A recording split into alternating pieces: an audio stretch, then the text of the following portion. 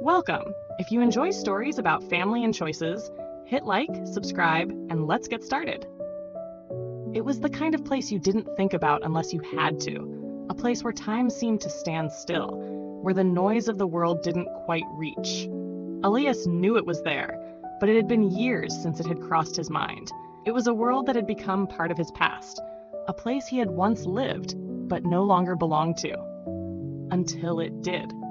One evening, his phone rang. A number he didn't recognize flashed on the screen, and Elias almost ignored it. Like so many other calls, it seemed insignificant, but something about it made him hesitate, and he picked up.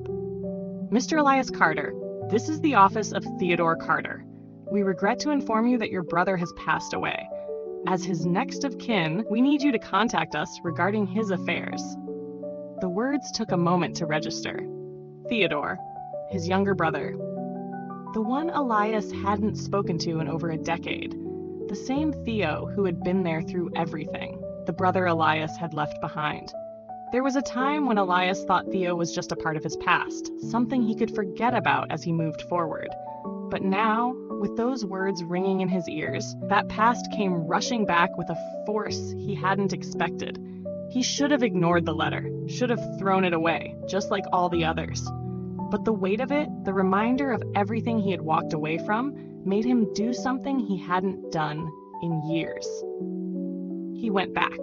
The house looked smaller than he remembered, or maybe it was just that everything seemed smaller now. The roof sagged, the windows cracked, and the door was barely hanging on its hinges.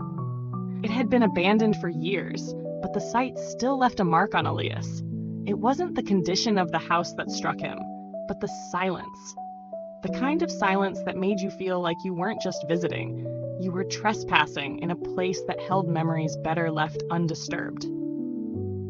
Elias moved through the house slowly, each step a reminder of the life he had left behind. Faded pictures on the walls, old furniture that had outlived its usefulness, all things that had been there before and would never be again. But it was Theo's room at the end of the hall that stopped him. It was exactly as he remembered it. The bed was small, just big enough for a growing boy, and the shelves still held the same books they'd read together. The books they'd shared when they were kids, escaping into different worlds, finding moments of peace when their father's anger filled the house. Elias used to read those books to Theo when their mother wasn't around, when things were tense, when all they had was each other, and there, sitting neatly on the desk, was a stack of drawings.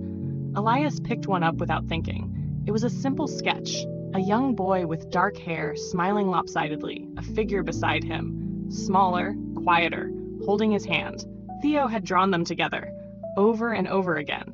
Each sketch was a reminder of a time Elias hadn't thought about in years.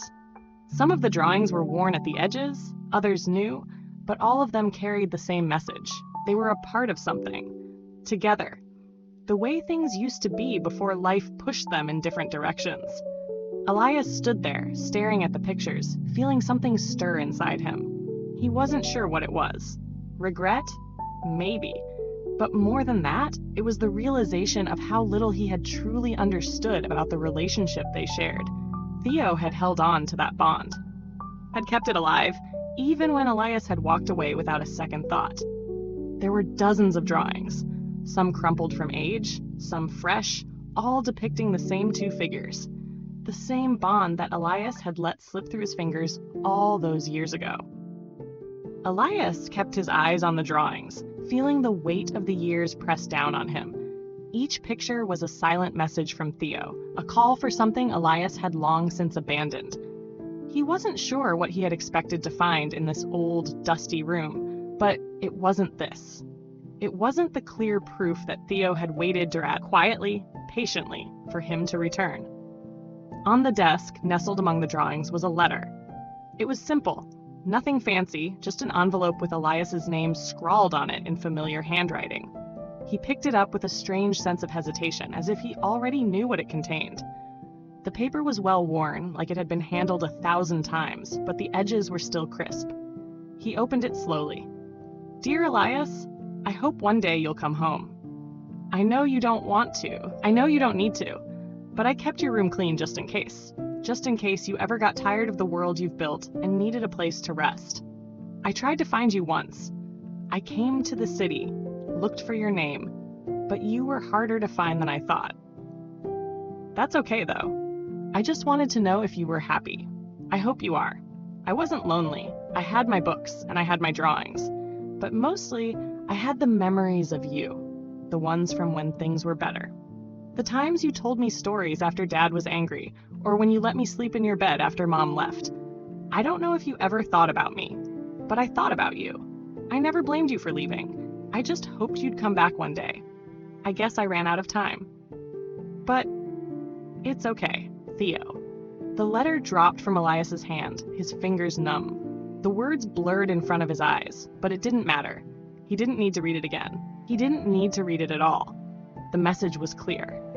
Theo had waited, and Elias had never come. Elias sat there for what felt like hours, the letter in his lap, surrounded by the room that had once been filled with laughter and the quiet companionship of two brothers who had shared everything. The weight of what he had done, the years he had spent building a life without ever once considering the consequences for Theo, settled on him. He had told himself it was for the best, that he needed to escape, to move on. But now, sitting in the remnants of his brother's life, he realized how wrong he had been. There had been a place for him here, a place that Theo had kept open for him, no matter how long it took.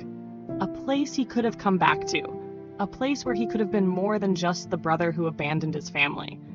But he hadn't come back, and now it was too late. The realization hit him hard. And for the first time in years, Elias felt something deeper than the hollow success he had built. He felt regret, he felt sorrow, and most of all, he felt the weight of love lost, a bond severed by the years he had spent running from the past. Elias stared at the drawings one last time, the ones Theo had made for him, and for the first time, he let himself feel the pain of what he had lost. There was no going back, no fixing the past. It was gone, and so was Theo. And so, for the first time in a life that had seemed so full, Elias wept, not for himself, but for the brother he had never truly understood.